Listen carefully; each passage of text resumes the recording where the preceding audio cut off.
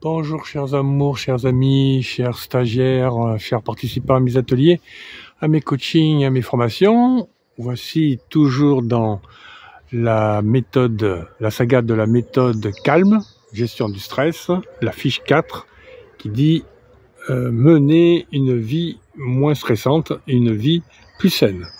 On va voir deux parties comme d'habitude, la partie coaching et la partie formation. Alors dans la partie coaching, on va se poser des questions suivantes. D'après vous, quelle façon de vivre permettrait de diminuer le stress? Qu'est-ce qui pourrait faire que vous soyez dans une situation moins stressante? Ou comment vous pouvez gérer le stress lorsque vous avez un stress et comment le prévenir, si vous voulez? Comment le préparer?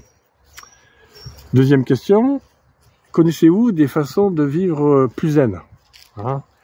Alors, au niveau de la zénitude, est-ce que vous avez des moyens de connaître un peu plus des outils qui vous permettent d'être plus dans la zénitude?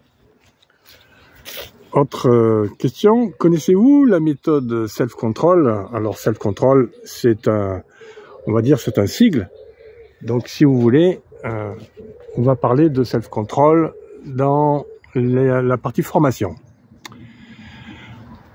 Enfin, terminons sur les sentiments. Qu'est-ce que ça vous procure comme sentiment, comme émotion lorsque vous pensez à ça? Lorsque vous pensez à une vie moins stressante, évidemment, plus de peut-être de zénitude, un peu plus de tranquillité. Le fait de connaître les émotions, ça vous permet aussi d'apprendre à les gérer. C'est pour ça que je vous demande à chaque fin de coaching de demander où c'est que vous en êtes au niveau de vos émotions. Au niveau de la formation, c'est la partie self-control.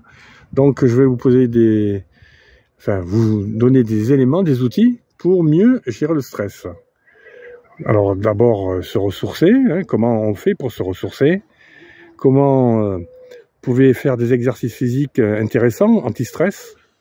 Apprendre à lâcher prise, d'une part. La méthode sandwich, ça c'est important. En PNL, on apprend ça. Plus, moins, plus. Travailler sur sa confiance et son estime de soi, c'est anti-stress aussi. Optimisme, d'avoir un certain optimisme. Changer de relation, trouver des relations fluides de préférence, positives, anti-stress. Faire de la visualisation, apprendre à visualiser, c'est une méthode aussi anti-stress. Respirer, se relaxer, méditer, c'est important. Apprendre à s'organiser. Se libérer de l'ego, ça c'est hyper important.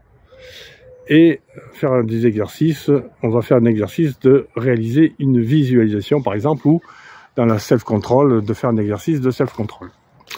Voilà ce que je vais vous dire pour ce qui est la partie anti-stress, gestion du stress, trouver une vie plus saine et de travailler là-dessus. Donc on verra ça en coaching et en formation. Je vous remercie, je vous souhaite une bonne journée si c'est le jour pour vous, une bonne après-midi si c'est l'après-midi pour vous, et une bonne soirée si c'est le soir pour vous. À très bientôt, c'était Soigny.